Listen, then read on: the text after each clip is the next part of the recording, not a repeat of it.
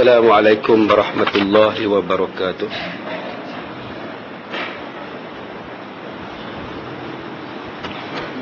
Bismillahirrahmanirrahim. Alhamdulillahi rabbil alamin. Wassalatu wassalamu ala ashrafil anbiya'i wal mursalin wa ala alihi wa sahbihi ajma'in. Kita mulakan kuliah kita pada pagi ini dengan membaca Ummul Quran Al-Fatihah.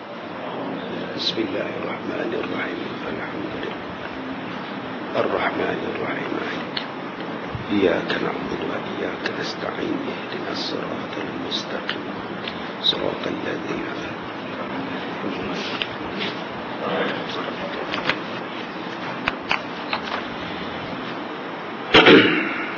Kita sampai pada muka surat yang ke-81, kisah orang-orang yang bertakwa dan orang-orang yang sengsara. Kita telah membaca dahulu tentang kisah Abdullah bin Salam. Rasulullah sallallahu alaihi wasallam bersama dengan Abdullah bin Salam, kita telah bersama membaca tentang kisah Nabi Ibrahim dengan Namrud. Begitu juga kita telah membaca tentang kisah Nabi Musa dengan Fir'aun. Sekarang kita menyambung pembacaan kita tentang kisah orang-orang yang bersama dengan Rasulullah sallallahu alaihi wasallam. Kita telah membaca bersama dengan Abdullah bin Salam, seorang Yahudi yang memeluk Islam, dan yang kedua bersama Al-As bin Wa'il. Dia adalah Abu Amr, termasuk pemimpin kaumnya. Dia adalah pemimpin kepada kaumnya, namanya ialah Al-As bin Wa'il. Dia sering memakai pakaian yang diperbuat daripada sutra dan melapisinya dengan emas. Akan tetapi semua sutra dan emasnya yang melimpah itu tidak berfungsi baginya. Dia akan kekal di dalam api neraka Jahannam, dan itu adalah seburuk-buruk tempatnya kembali, kerana dia sama sekali tidak mengenali Allah Subhanahu wa ta'ala, tidak juga bersujud kepada Allah, dan tidak pernah merasakan lazatnya beribadah kepada Allah. Kenapa manusia ini menolak Islam, menolak Allah, tidak mau mengaku Allah sebagai Tuhan? Di antaranya ialah berpunca daripada kepercayaan kepada ghaib. Sebab itu kepercayaan kepada ghaib diletakkan awal-awal di dalam suratul Baqarah. Alladzina yu'minuna bil ghaib wa yuqimuna as-salah wa mimma razaqnahum yunfiqun. Orang yang bertakwa itu siapa? Orang yang beriman kepada perkara ghaib. Dia tak letak dulu semayang nombor satu. Dia tak letak dulu menafkahkan nombor satu. Dia letakkan perkara ghaib itu nombor satu. Kenapa diletakkan kepada perkara ghaib itu nombor satu? Kepercayaan bertuhan itu. Sebab kita tak nampak Tuhan. Bila tak nampak, dia ghaib. Maka orang yang beriman, walaupun dia tak nampak Allah, dia tetap takut kepada Allah. Dia tetap rasa Allah tu nampak dia. Maka dengan sebab dia rasa, dia nampak, dia rasa Allah tengok dia, maka dia jadi orang bertakwa. Dia takut nak ambil rasuah, dia takut nak berzina, takut nak bunuh orang, takut dan takut. Tetapi orang kafir, sifat kepercayaan pada ghaib itu tidak ada. Kepercayaan dia ialah nak tengok. Kalau Allah tu ada, mana dia? Kami nak tengok. Tak nampak, kami tak percaya. Ini yang membezakan kita, membataskan kita. Kepercayaan pada ghaib tu yang tidak ada pada diri mereka. Kepercayaan mereka, setiap sesuatu yang ada mesti boleh diraba. Setiap sesuatu yang ada mesti boleh dilihat. Diraba, disentuh, dilihat. Kalau tak boleh raba, kalau tak boleh sentuh, kalau tak boleh tengok, tak ada. Maka dengan sebab itu mereka tidak beriman pada Allah. Sebab bagi mereka tak nampak. Mereka nak cari sesuatu yang boleh dipegang. Jumpa batu, dibuatnya tokong. Mereka nak cari sesuatu yang boleh dilihat. Itu yang sembah matahari, sembahnya pokok kayu, sembahnya batu bata. Sebab nak tengok. Sedangkan bukan semua benda yang boleh dilihat dan bukan semua benda yang boleh ditengok.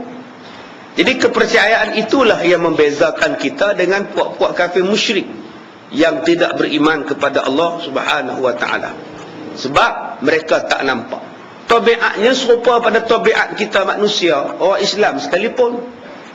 Kalau dia pergi menghadap bomoh, bomoh tu kata, kamu ni kena buatan orang. Dia ni memang dengki pada kamu. Adakah pesakit itu akan balik begitu saja ke rumah dia? Lepas dibagi limau 3 biji, dibaginya sintuk, dibaginya air saja? Tidak. Orang sakit tu mesti tak puas hati. Siapa yang buatnya Tok Bomoh? Boleh tunjuk pada kami. Tok Bomoh kata tak payahlah, biar saya seorang je tahu. Tolonglah, saya bukan nak marah dia, nak tahu je siapa yang buat saya tu. Ini tabiat manusia. Dia takkan puas hati kalau tak nampak. Jadi tabiat itu kadang-kadang sampai kepada satu tahap bertuhan. Kalau Tuhan Allah itu ada, mana dia? Kami nak tengok.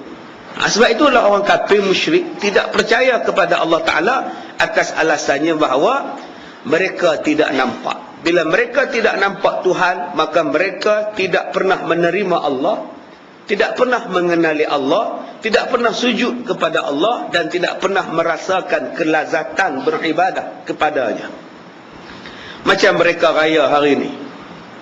Apa yang mereka seronoknya? Raya mereka tu seronok di mana? Seronok buat huru-hara je lah. Main bom sana, main recun di sini, main bunga api. Lepas tu tak ada, lepas tu tidak. Tiba-tiba aja raya. Tanpa ada hujung periksa apa, tak ada apa, terus raya. Apa sebab raya? Mereka sendiri pun tak tahu. Berbeza dengan kita orang Islam. Nak raya itu melalui proses puasa, haji dan sebagainya. Maka dapatlah kenikmatan, perasaan seronok, perasaan kegembiraan selepas mengharungi ujian. Bagi golongan ini, tidak ada sebab untuk mereka raya pun. Sebab tu mereka mencari jalan yang bukan-bukan untuk merayakan keseronokan perayaan mereka. Itu yang menyanyi, menari, melompat. Tetapi orang Islam hari ini, walaupun sudah ada bentuk perayaan dia sendiri, tetapi terbawa-bawa meniru-niru cara perayaan orang bukan Islam. Sebab nak tiru, nak seronok. Padahal perayaan Islam seronoknya lain. Seronoknya selepas berjaya daripada mengharungi ujian, kita akan rasa keseronokan. Bukannya keseronokan kosong macam mereka sekarang ni. Mereka nak pergi ke mana pagi nanti? Mereka nak buat apa malam semalam? Mereka nak buat apa kemarin dulu? Tidak ada perasaan. Sebab itu tidak pernah merasakan kelazatan untuk beribadah. Suatu ketika Al-As tiba. Lalu dia mengambil sepotong tulang, memotong-motongnya, melumak-lumaknya, lalu menyemburkannya di hadapan Rasulullah sallallahu alaihi wasallam. Dia bawa satu tulang, dilumak-lumakkan tulangnya itu, dan dihemburkan debu tulang itu di hadapan Rasulullah. Katanya, wahai Muhammad, apakah kamu beranggapan bahawa Tuhan kamu akan menghidupkan tulang ini setelah tulang ini hancur lebur? Maka Rasulullah sallallahu alaihi wasallam bersabda, ya, Tuhanku akan menghidupkan semula tulang ini, dan tentu dia akan memasukkan kamu ke dalam api neraka. Perilaku perbuatan laki-laki itu disebutkan oleh Allah di dalam surah Yasin ayat yang ke-78 dan 79. Wa daraba lana mathalan wa nasiya khalqa qala man yuhyi al-'idhama wa hiya ramim qul yuhyiha alladhi ansha'aha awwala marrah wa huwa bikulli khalqin 'alim. Dan dia telah membuat perumpamaan bagi kami, yakni Allah, sedangkan dia lupa tentang kejadiannya. Selalu manusia begitulah. Manusia selalu mempertikaikan sesuatu perkara, tetapi dia lupa tentang dirinya sendiri. Banyak mempertikaikan orang lain, banyak mempertikaikan orang sana, orang sini, tetapi pertikaian dia, diri dia tak pernah dia pertikai. Dia cari kelemahan, kesalahan orang. Dan bila kita cari kesalahan dan kelemahan orang, memang jumpalah. Kalau kita cari kelemahan diri kita, tengok, lagi banyak daripada kelemahan orang lain. Banyak manusia yang merasakan bahawa dirinya telah pun sempurna. Dirinya boleh menegur orang dan diri dia tidak boleh ditegur. Ini penyakit kita. Penyakit inilah dipanggil sebagai riak, dipanggil sebagai ujub, dan dipanggil sebagai takabur. Sedangkan kita ni manusia biasa, ada lemah, ada salah, ada silap, ada kurang. Maka hendaklah kita muhasabah terlebih dahulu. Di sini Allah sebut tentang sifat laki-laki ini. Wa daraba lana masalan. Dia mengambil satu contoh, nak dibuatkan sebagai satu perumpamaan. Tulang. Siapa yang boleh hidup tulang ini? Allah kata wa nasiya, dan dia lupa. Nasiya tu maknanya lupa. Khalqahu, dia tu dijadikan daripada apa? Dia sibuk duk tanya tentang tulang. Siapa yang boleh menghidupkan tulang? Dia tak pernah tanya diri dia, siapa yang menjadikan kamu? Siapa yang menjadikan dia tu dia tak pernah tanya. Dia duk sibuk tanya, tulang ni siapa yang nak hidupkan balik? Dia tak pernah tanya, diri kamu tu siapa yang hidupkan? Semalam saya sebut di Kemensah, dalam surah Sejadah disebutkan sulalatim mimma immahin. Manusia itu dijadikan daripada saripati. Sulalah maknanya ialah saripati. Setelah diproses daripada tanah, diproses daripada makanan, diproses daripada minuman, diproses daripada berbagai-bagai jenis binatang-binatang yang dimakan, diproses daripada buah-buahan, diproses daripada sumber dalam tanah, akhirnya menjadi ma'in mahin, menjadi air yang lemah. Sulalatim mimma'in mahin. Maka jadilah manusia itu daripada saripati, air yang lemah. Apa maksud air yang lemah? Banyak orang memberikan maksud mimma'in mahin, air yang hina, bukan air yang hina. Air mani bukan air yang hina. Kalau air yang hina, takkan dia menjadi nabi, takkan dia menjadi rasul, takkan dia menjadi khalifah seluruh muka bumi ini, takkan dia menjadi wakil Allah di atas muka bumi. Mahin maknanya ialah lemah. Sifat air itu lemah. Memang lemah pun, sehinggalah dia jadi manusia pun masih lemah. Bercakap tak boleh, makan sendiri tak boleh, cari rezeki tak boleh, berjalan tak boleh, memakai pakaian pun tidak. Memang dalam keadaan lemah. Tak boleh merompak, tak boleh berlari. Sampailah sekarang kita masih lagi dalam keadaan lemah. Mimma'in mahin. Kalau Allah tak izinkan kita bangun pagi ni, kita tak bangun.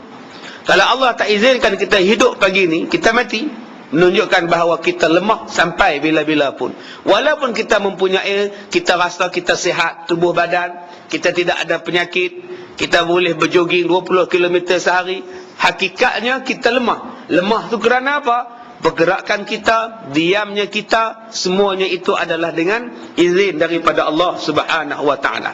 Maka Allah berkata, laki-laki ini berkata, qala, dia berkata, man, siapa, yuhyil izam, yang boleh menghidupkan tulang belulang, wahia ramim, sedangkan dia sudah pun menjadi hancur. Dia cabar Nabi Muhammad, wahai Muhammad, siapa boleh hidupkan balik tulang, sekarang dia dah hancur. Maka Allah berkata kepada orang yang bercakap macam itu, qul yuhyiha allazi ansha'aha awwala marrah. Maka berkatalah ia akan menghidupkannya semula, ialah Tuhan yang menciptakannya buat kali pertama. Wa huwa bikulli khalqin alim, dan dia maha mengetahui tentang segala bentuk makhluk ini. Allah Ta'ala maha mengetahui. Yang akan menghidupkan tulang itu ialah Allah, dan Allah maha mengetahui tentang segala makhluk. Maha suci Engkau ya Allah, yang telah menjadikan manusia dan menciptakannya daripada setitis air yang sangat hina. Di sini pun pengarang kitab ni menggunakan perkataan yang hina. Maha suci Tuhan ya Allah, yang telah menciptakan manusia dan menjadikan penglihatan, pendengaran, sepasang mata dan sepasang telinga bagi mereka. Kemudian manusia itu mengingkari dan kafir, tidak mengakui keberadaannya Tuhan. Sedangkan mata ni Tuhan yang bagi, telinga Tuhan bagi, semua benda Tuhan bagi. Mana ada kita buat sendiri? Sehelai rambut kita pun kita tak mampu buat. Sekeping kulit kita pun kita tak mampu buat. Sebiji mata kita, sebelah mata kita pun kita tak boleh buat. Tapi bila Allah dah sempurnakan kejadian manusia, dia lawan Tuhan, dia bantah Tuhan. Ini yang tak kena ni, yang Tuhan murka. Tuhan ni tuan-tuan sayang pada kita ni, sebab tu dia tangguhkan azab kita. Tangguh. Kalaulah nak kira perbuatan maksiat yang kita buat, lama dah kita ni hancur. Tetapi kerana adanya pokok, adanya binatang, Allah kesian pada pokok dan binatang, maka ditangguhkan azab. Kalau dah tak ada lagi dah tuan-tuan, maksiat bermaharajalela dengan pokok-pokok, dengan binatang-binatang tu pun Allah ranapkan sekali. Tapi kerana ada lembu yang meragut, ada kambing yang mengembek, itulah, ada ayam yang berkokok, itulah menjadikan Allah tangguh sekejap perbuatan-perbuatan manusia ini untuk ditimpakan azab. Kalau tak ada benda tu lama dah tuan-tuan.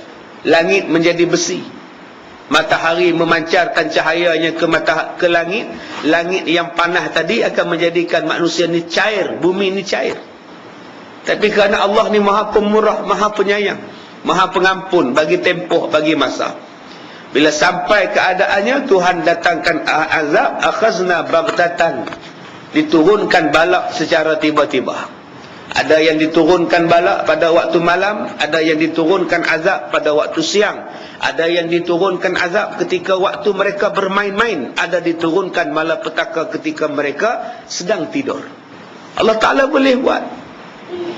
Wa kam min qaryatin ahlaknaha faja'aha ba'suna bayatan aw hum qailun. Berapa banyak negeri yang kami binasakan, diturunkan azab kepada mereka itu sedang mereka berada dalam rumah mereka, tidur dalam rumah mereka. Dan ada diturunkan azab ketika mereka sedang bercakap-cakap, sedang berbual-bual, diturunkan azab. Sedang pergi kenduri kahwin, diturunkan azab. Beranak satu kampung, dua kampung, tiga kampung, tak jumpa. Tengok duk makan nasi. Allah boleh buat kalau Allah nak buat. Kemudian maka Allah Ta'ala berfirman dalam surah Abasa ayat 17, Qutilal insanu ma akfara. Pergi celakalah manusia, alangkah amat sangat kekafirannya. Makan di bumi Tuhan, dia pun dijadikan oleh Tuhan, tetapi dia kufur kepada Allah. Maka Allah menggunakan perkataan yang sangat kasar, Qutilal insan. Pergi matilah manusia yang mempunyai sifat-sifat kafir kepada Allah. Tuan-tuan yang dirahmati Allah, balik buka surah Muhammad ayat yang pertama. Di dalam surah Muhammad, ayat yang pertama Allah berfirman, Bismillahirrahmanirrahim. Allazina kafaru wadal. Allazina kafaru, golongan-golongan yang kafir, wa yasudduna an sabilillah, dan orang yang menghalang manusia daripada jalan Allah, adalla a'malahum, maka mereka adalah sesesat-sesat perbuatan mereka. Di sini Allah menggunakan perkataan umum, allazina kafaru. Allazina, siapa-siapa. Allazina itu dalam surah Muhammad ayat pertama ini, Allah menggunakan perkataan umum. Allazina, siapa-siapa pun. Orang-orang yang, allazina, orang-orang yang apa? Yang kufur kepada Allah. Kufur kepada Allah mempunyai beberapa tahap. Kufur musyrik, yang langsung tidak mengambil Allah sebagai Tuhan, yang sembah lain daripada Allah. Jumpa batu, sembah batu. Jumpa binatang, sembah binatang. Malah sembah orang pun disembah. Ketika Diego Maradona menjaringkan gol dan menang Piala Dunia 86, orang Argentina menganggap dia Tuhan. Malah diwujudkan satu agama baru, agama Maradona di Argentina. Orang Melayu pun bubuh nama anak dia Maradona. Sebab 86 tu Maradona terlalu top, sampai pada satu tahap diangkat macam Tuhan di Argentina. Sampailah dia hampir-hampir gagal. membawa Argentina ke Piala Dunia. Orang pakat kutuk dia, surat khabar maki dia, wartawan marah dia. Sebab Argentina hampir-hampir tersingkir, tak boleh masuk Piala Dunia. Masa Maradona tengah hebat, mereka sanjung dia. Bila Maradona gemuk, hampir-hampir kalah dalam Piala Dunia, kelayakan, orang maki dia. Tuhan mereka pun mereka maki. Ini puak-puak yang bengong ni tuan-tuan. Bukan kata mereka sembah batu je, orang pun mereka sembah. MGR mati. Berapa puluh orang yang mati. Hero Tamil tu mati tu, MGR. Murugulur Gopalan Ramachandran. Nama dia MGR. Bila dia mati saja, berpuluh-puluh orang bunuh diri kerana menganggap dia sebagai dewa, menganggap dia sebagai manusia dewa. Tahap dewa bukan lagi tahap manusia. Ini manusia yang dipanggil sebagai kafir musyrik. Yang keduanya manusia yang beriman kepada Allah tetapi tidak mencapai tahap iman, mempunyai i'tiqad yang salah, pahaman yang salah, juga dipanggil sebagai kufur. Ataupun manusia yang menolak peraturan-peraturan Tuhan dipanggil sebagai kufur. Perbuatan dia menolak itu dipanggil kufur. Bukan dia kafir. Kafir musyrik Hindu Cina. Kafir musyrik orang yang tidak Islam, Mak Saleh kan, negro kan, siapa kan yang tak Islam, maka dipanggil sebagai kafir musyrik. Tetapi kalau kita ini orang Islam, membantah peraturan Allah, tak nak semayang, tak nak puasa, tak nak pergi haji, tolak peraturan Tuhan, namanya juga dipanggil sebagai kufur. Tapi bukan kafir, bukan kafir musyrik. Sebab itu kalau dia tak semayang, walaupun dia kufur kepada Allah kerana tak semayang, wajib kita mandikan mayat semayang-mayat dia, kebumikan mayat dia, sebab dia masih Islam. Itu kita kena faham. Jadi berbagai-bagai jenis tahap kafir itu. Mungkin kita sekarang termasuk dalam golongan kufur kepada Allah, sebab dia umum. Mungkin kita semayang tetapi kita menolak puasa. Perbuatan kita menolak puasa itu namanya kafir. Perbuatan kita itu kafir namanya. Nama perbuatan itu kafir. Tetapi bukan kamu bertukar menjadi kafir musyrik. Bertukar menjadi kafir musyrik dengan sebab murtad. Bertukar menjadi kafir musyrik dengan sebab mengambil agama lain. Bertukar menjadi kafir musyrik yang tak perlu disemayang mayat dia, tak perlu ziarah dia, tak perlu ke bumi mayat dia, kalau dia bertukar agama. Kalau dia sesat dengan bertukar agama, mengisytiharkannya tidak ada Tuhan, menjadi etis, komunis dan sebagainya. Tapi kalau dia itu Islam tetapi saja-saja tak mau semayang, masih lagi Islam, perbuatan dia itu dipanggil sebagai kafir. Tak percaya. Kafir itu maknanya menutup hati daripada percaya, tidak percaya. Jadi tuan-tuan berhati-hati kita. Kita mungkin semayang, tetapi dalam masa yang lain kita menolak puasa. Serupalah dengan tak semayang pun. Kenapa kamu tak puasa, Mat? Bukan wajib pada aku. Aku dah mencapai tahap dan makam tertinggi. Macam kamu semua kena puasa, kamu makam rendah. Kafir boleh dia. Perbuatan dia tu kafir. Mati dia kena semayang sebab dia masih mengucap. Kenapa tak ke haji yuk? Buat apa aku ke haji? Di Kemensah pun boleh buat haji. Sama je kata dia. Buat apa bersesak-sesak di Mekah tu? Di sini pun boleh buat haji. Ambil 4 segi kotak, tawaf je lah. Nanti dia semayang Jumaat. Mati hamba Allah ni, semayanglah mayat dia. Kafir. Perbuatan dia tu tidak mempercayai Tuhan. Ada orang yang jadi kafir dengan sebab perbuatan-perbuatan dia itu menolak peraturan Tuhan. Tak setuju. Tak setuju dengan Islam, tak setuju dengan peraturan Tuhan. Allah kata orang yang mencuri disebat, orang yang mencuri dipotong tangannya, potong je lah tangan. Tetapi kita menjadikan orang yang mencuri itu tak dipotong, tak sesuai. Kita peti aiskan peraturan Tuhan. Simpan sejuk beku dalam peti ais, jangan pakai, tak relevan. Kita gunakan undang-undang penjara. Perbuatan itu juga dipanggil sebagai kafaru, mengingkari perintah Allah. Allah kata potong. Yang kamu simpan hukum Tuhan kerana apa? Kamu tak pakai kerana apa? Kerana kamu anggap tidak sesuai. Mana kamu lebih pandai pada Tuhan. Perbuatan kita dipanggil kafaru, orang-orang yang kufur kepada Allah. Ada setengah orang dia terima hukum hudud. Malah dia memperjuangkan hudud. Malah dia terima hukum qisas. Dia nak sangat hukum hudud. Tetapi dia menolak hukum potong tangan. Dia menolak hukum poligami. Hukum hudud dia terima sebab dia terima potong tangan, dia terima pancung, dia terima, siap dia perjuangkan lagi hukum hudud.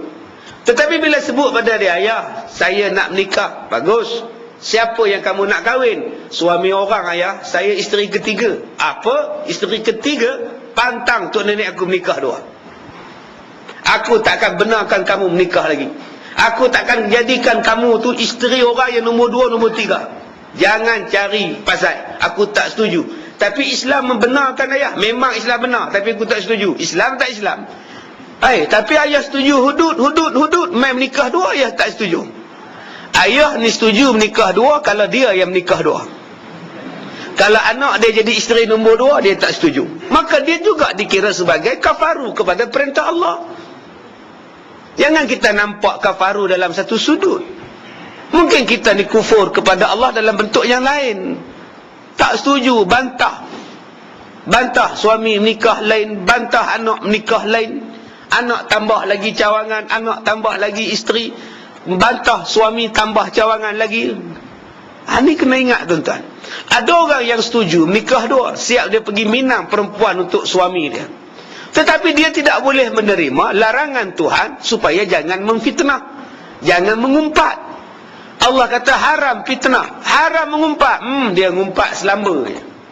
Dia fitnah ni macam tak ada apa-apa je. Dia juga dipanggil sebagai kufur kepada perintah Allah. Jadi maksud beriman kepada Allah itu apa? Segala perintah Allah kena terima. Segala larangan yang Allah kata jangan buat, jangan buat. Itulah iman yang sebenar-benar. Cuba kita tengok sekarang ni. Kita ni iman tang mana? Di mana iman kita? Rasa-rasa Islam tu sesuai dengan kita, kita ambil. Rasa-rasa peraturan Islam tu tak sesuai dengan kita, kita simpan. Itu bukan iman yang sempurna. Iman yang sempurna tahap, tidak ada bantahan, pertanyaan, persoalan terhadap perintah Allah. Dia takkan soal. Dia takkan soal larangan Tuhan, dia takkan persoal perintah Tuhan. Satu benda pun dia takkan persoal. Tapi bila manusia itu mula mempersoalkan, dia akan dipanggil sebagai kufur.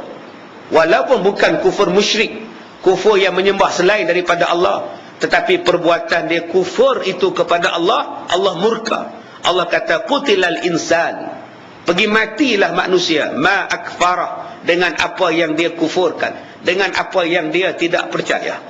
Ada manusia percaya pada Allah, percaya pada hudud, percaya pada poligami, tapi tak percaya pada jin. Ada juga macam itu. Mana ada jin, ustaz? Mana ada hantu setan? Jin tak ada. Kalau ada, mana nak tengok? Ni golongan macam itu pun tak percaya macam itu juga. Tak percaya dengan kebangkitan di alam akhirat, tak percaya kepada siksaan dan nikmat dalam kubur, maka juga dipanggil sebagai kufur. Jadi tuan-tuan, bila kita faham kufur pada hakikat yang luas, mungkin kadang-kadang kita termasuk dalam 1-2 golongan yang menolak perintah Allah. Mungkin kita menolak hudud, mungkin kita menolak nikah dua, mungkin kita menolak pusaka, kenapa laki-laki lebih, kenapa perempuan kurang. Mungkin kita menolak kewalaan, kepemerintahan. Kenapa laki-laki yang menjadi imam, Bilal, kenapa perempuan tak boleh? Apa salahnya perempuan jadi imam? Bacaan mereka lagi sedap daripada laki-laki. Malah kami ni ustaz kaum perempuan lebih banyak belajar tajwid pada orang laki-laki. Tak percaya, cuba buka kelas tajwid, semua perempuan. Ada laki-laki. Padahal laki-laki nak jadi imam. Laki-laki yang nak jadi imam, nak jadi azan. Orang perempuan mana boleh imam dan azan? Nak menegur tu imam salah di belakang pun tak boleh. Tapi bila buka kelas tajwid, orang perempuan lah yang berselerak datang, yang bongkok datang, yang kaki roda datang mengaji. Orang laki-laki start motor belah. Tak pun dia hantar isteri dia je depan surau. Nanti pukul 5.30 lepas asar ambil balik. Sedangkan dia kena ke hadapan, baik di surau, di masjid, kadang-kadang dalam rumah dia kena ke hadapan. Jadi ni tuan-tuan, kita kena ubah. Jangan benarkan orang perempuan yang mengaji tajwid semata-mata. Kita pun kena mengaji juga. Ini mereka aja mengaji. Kelas bahasa Arab pun mereka, kelas tajwid pun mereka. Kita tak buat apa laki-laki. Banyak macam itu. Patut yang awal-awal mengaji kelas tajwid, jatan kuasa masjid, jatan kuasa surau.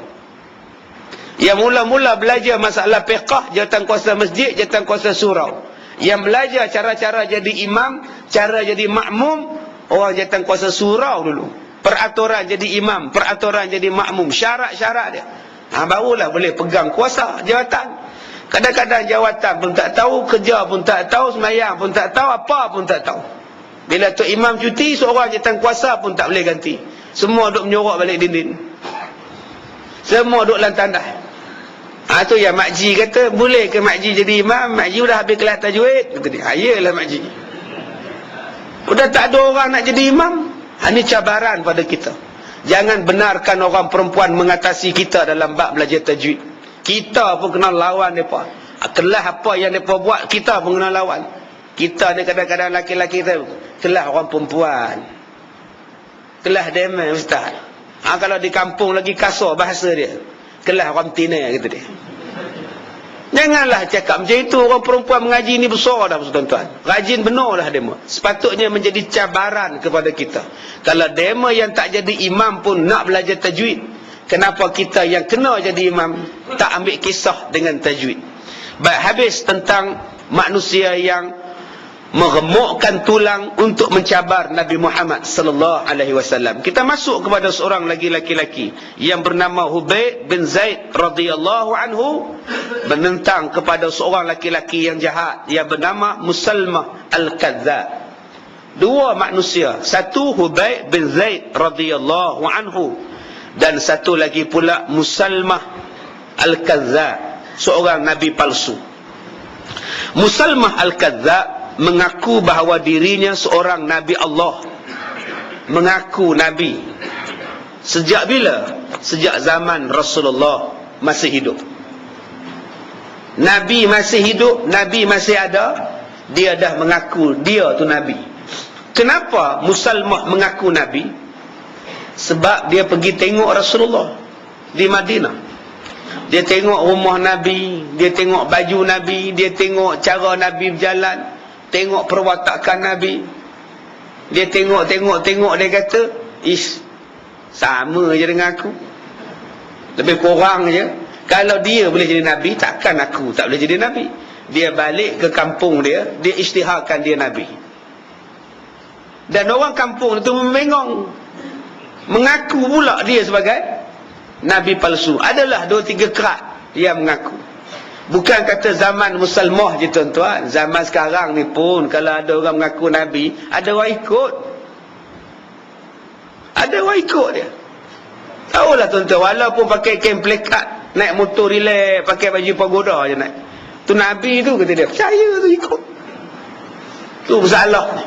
Pakai baju umbrella, seluar jin, jalan pergi Batu Kek, naik tokong sana. Tu Nabi tu ikut, minum air susu kaki dia. Sampai tahap macam itulah. Bukan kata zaman Rasulullah, zaman sekarang ni pun. Tak tahu kalau kampung kita ni ada orang mengaku Nabi ni, ada pengikut dia ni. Dia ipuh dulu perempuan Maryam, mengaku mula-mula Nabi, apa nama, Imam Mahdi. Ada pengikut, nama pun Imam. Imam tu laki-laki. Tak, dia kata dia Imam Mahdi. Tukarlah nama Imam Maryam. Pun ada orang yang mengikut dia. Tabiat manusia ni nak glamour. Tabiat manusia ni dia nak keluar daripada arus perdana. Arus perdana Allah Tuhan kita, kita mengaku. Arus perdana Nabi itu Nabi kita, kita mengaku Nabi Muhammad. Manusia ni dia suka kona, dia tak mengikut yang ramai-ramai ni. Dia nak buat berasing daripada orang. Yang tu yang manusia minat. Kalau belajar silat, kalau tak ada mandi minyak, tak seronok. Kalau tak bertapa di Gunung Ledang, tak seronok. Dia nak buat lain daripada yang lain. Kalau boleh makan kaca, lagi bagus. Habis-habis belajar silat, makan lampu. Berlambak lagi benda lain boleh makan. Durian rambutan tak, dia cari lampu juga. Pasal apa? Pasal nak tunjuk terror. Ini tabiat manusia. Musalmah pun begitu. Dia tengok Nabi ni semacam je, dia pun nak jadi macam Nabi. Nak jadi dimuliakan macam Rasulullah di Madinah. Maka tak kala Nabi mengetahui keadaan Musalmah yang demikian, Maka Nabi mengutuskan sahabatnya Hubaib bin Zaid radhiyallahu anhu untuk menemuinya. Dia adalah seorang sahabat Rasulullah yang masih muda, berusia 30 tahun, tetapi sudah terdidik di bawah naungan Al-Quran. Dia hanya memiliki sebilah pedang untuk menebas leher para musuh-musuh Allah, dan mempunyai sebuah mushaf Al-Quran untuk membaca Al-Quran, berkomunikasi dengan Allah, mempunyai sehelai sejadah untuk solat tahajud di waktu sahur, dan mempunyai hati untuk memahami Al-Quran.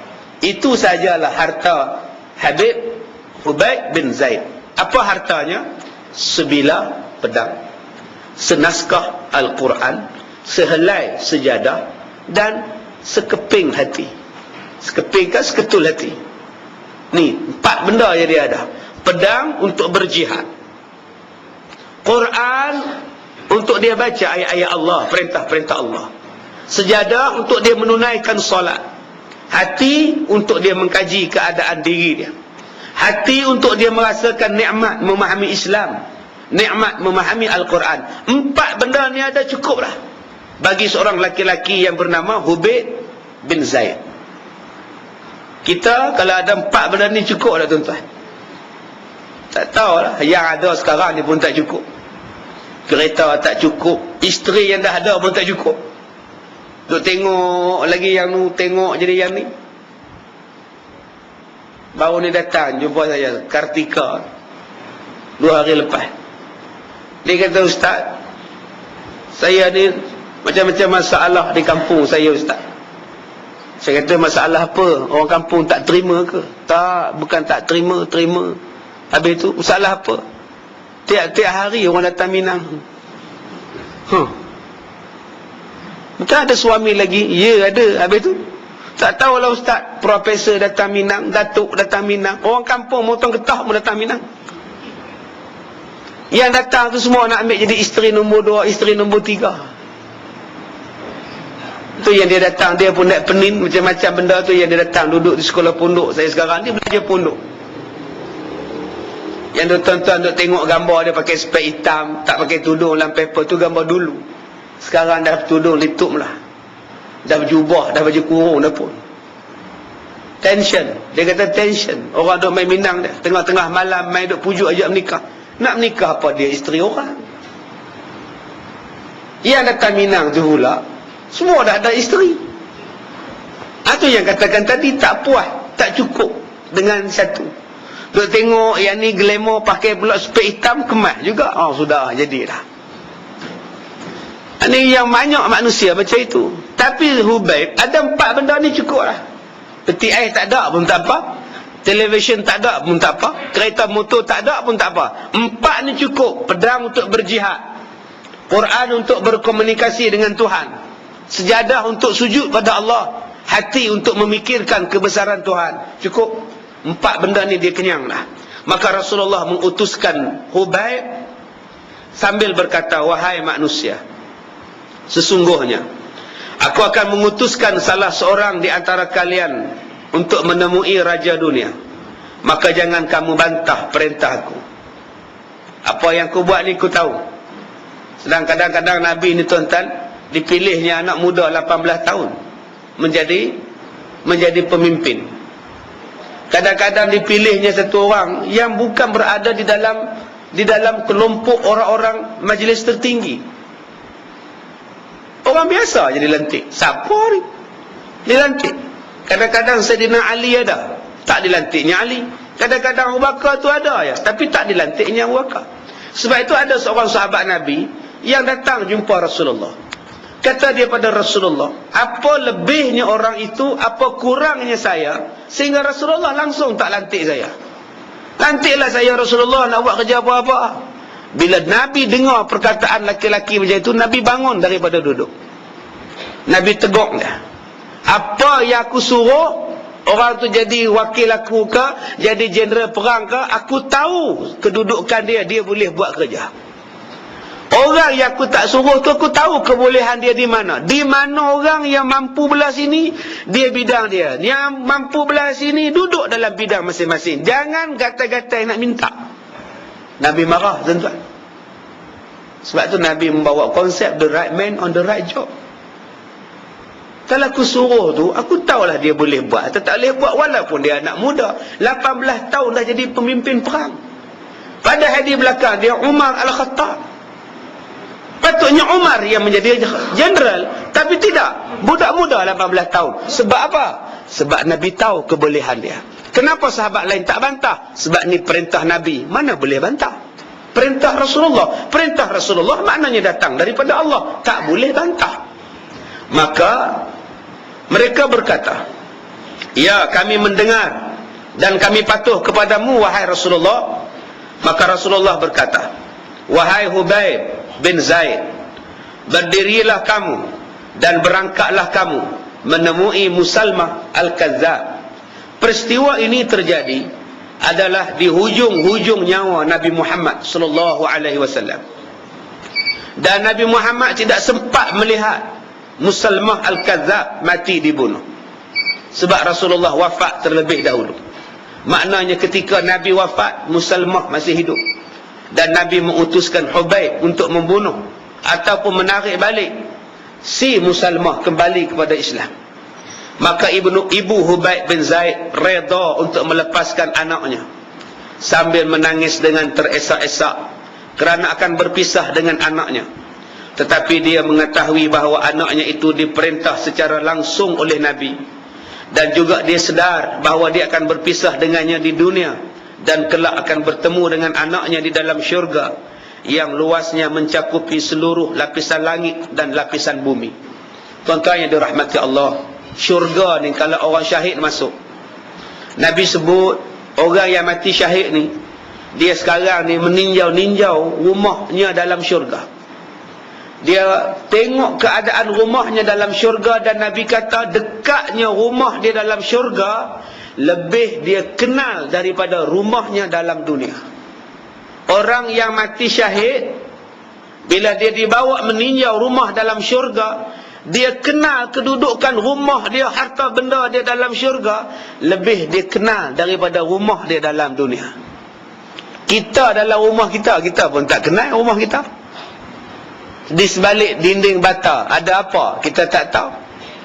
Di sebalik siling atas tu ada apa? Kita tak tahu. Ada tuan-tuan tahu atas siling tu ada apa? Ada wayar lah ustaz, ada kayu lah ustaz, ada alang-alang lah ustaz. Kalau kita kata ada ular, kalau kita kata ada jin, ada kita tahu. Kalau kita ada lipas semut, ada kita tahu. Anak-anak ada kita tahu. Rumah dah nak runtuh baru tahu anak-anak ada. Kita tak tahu. Kita ada 5 bilik, 4 bilik, 3 bilik. Ada orang yang hari ni belum masuk lagi bilik ujung. Ada orang yang semalam belum masuk lagi bilik belakang. Hanya duduk ruang tamu, dapur, bilik tidur dia. Bilik belakang ni belum masuk, store dia pun tak masuk. Tak apa benda dalam store. Kita tak tahu anak kucing ke anak orang dalam store. Kita tak tahu. Tetapi orang yang mati syahid, dia duduk dalam syurga, dia tengok rumah dia, dia tahu setiap penjuru apa benda yang ada di dalam rumah dia. Ini keistimewaan untuk orang yang mati syahid, yang Allah jamin syurga bagi mereka. Baik, kemudian, dan sebagaimana yang dikatakan oleh Ibnu Zaidun, seorang penyair, lidahnya sentiasa berkata, kalau sudah berpisah dan kami juga berpisah, tidaklah tulang rusuk kami dicuba, dan tidaklah bahagian dalam sudut mata kami mengering kerana kerinduan kepada kalian. Setiap kali hati kami memanggil-manggil kalian, kesedihan akan lenyap daripada kami. Kalau sekiranya kami tidak sabar dan menghiburkan hati, kalaulah pertemuan kita di dunia sudah begitu erat dan kukuh, maka cukuplah kelak bagi kita bersua kelak dan bertemu dengan kalian di hari kiamat. Kalau kita sekarang di dunia ni kita rapat sangat, kasih sayang dengan penuh silaturahim, apa kita bimbang kalau dia mati? Kita akan jumpa di hari kiamat. Dengan suami kita, kita sayang sangat. Dengan isteri kita, kita sayang sangat. Tiap-tiap hari datang semayang berjemaah. Isnin, Khamis puasa sunat, pergi umrah bersama-sama, pergi haji bersama-sama, baca Quran pagi petang bersama-sama, makan bersama-sama, berjalan bersama-sama, buat ibadah sunat bersama-sama, tahajud bersama-sama. Akhirnya suami mati, isteri ni menangis. Akhirnya satu benda yang timbul dalam isteri. Buat apa aku menangis? Dia balik kampung dulu. Nanti lama-lama jumpa balik di kampung. Nama kampung tu ialah kampung akhirat. Kerinduan tu akan hilang begitu sahaja. Dengan niat kita, kita akan yakin jumpa balik suami kita di hari kiamat. Apa nak susah? Suami kita baik, kita pun baik. Kita baik semayang, suami kita pun rajin semayang. InsyaAllah dalam syurga kita jumpa. Apa nak susah hati? Apa yang nak menung-menung? Yang kena menungnya ialah orang jahat. Suami aku tu tak ada semayang, tak ada semayang, tak sempat semayang, dah mati pula macam mana dalam kubur. Yang tu betul lah menangis. Tapi kalau kita baik, isteri kita baik, meninggal dulu. Relax, sabar, tenang. Kita rapat sangat di dunia. Mudah-mudahan kata dia bertemu dengannya di hari kiamat. Jadi balik suami isteri dalam syurga. Kadang-kadang satu keluarga bertemu dalam syurga. Anak, bapa, mak berkeluarga balik dalam keluarga. Bertaulan balik. Sebab itu yang kita kena jadikan sekarang ialah amalan untuk menjadi bekal. Wa tazawwadu fa inna khairaz zadi taqwa.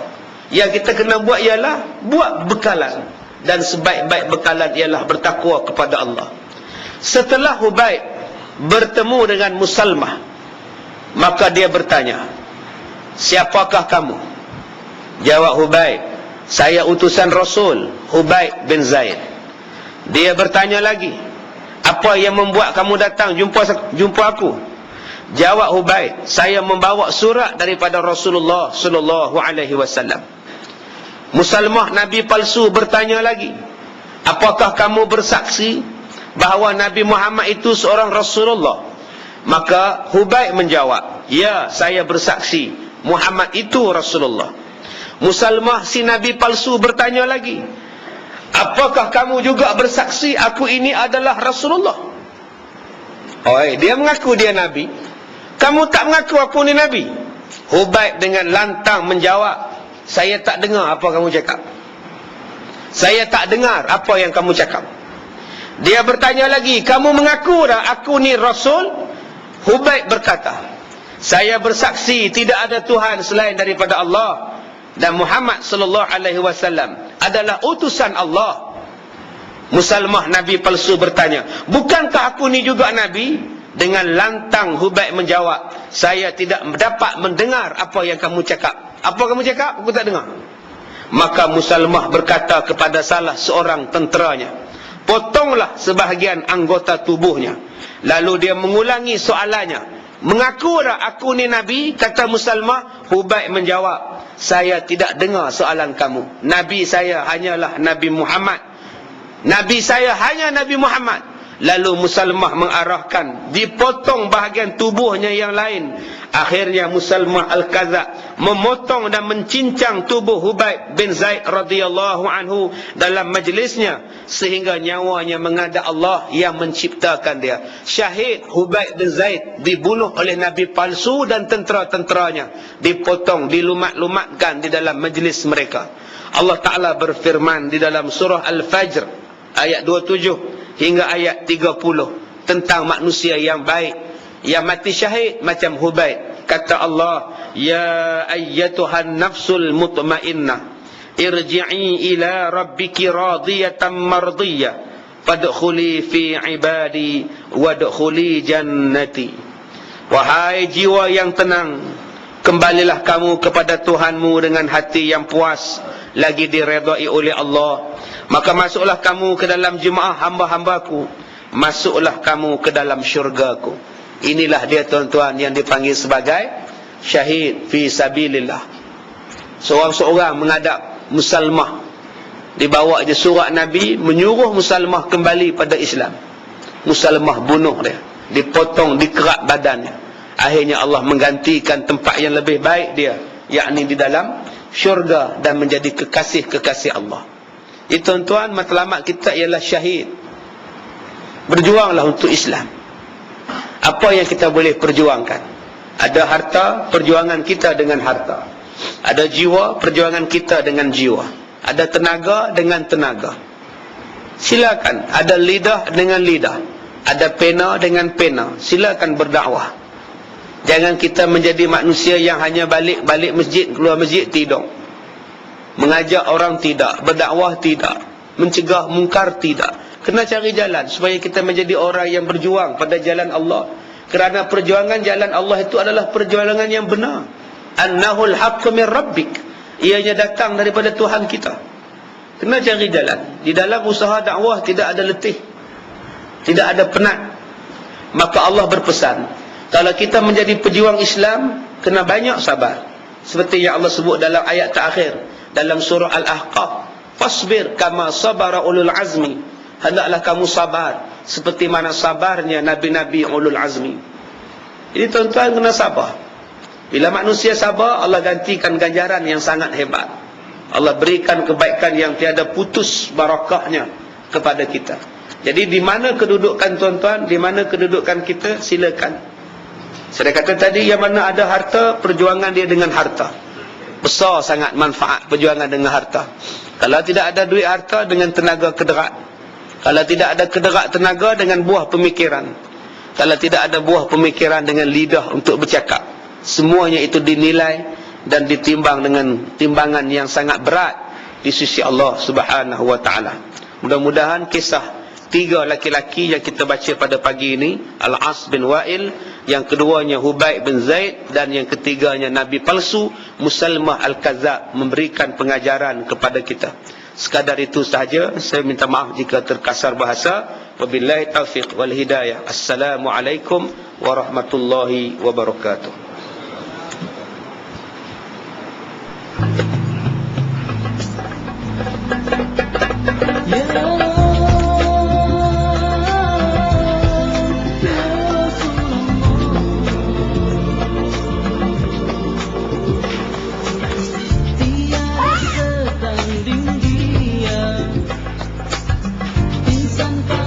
Berjasa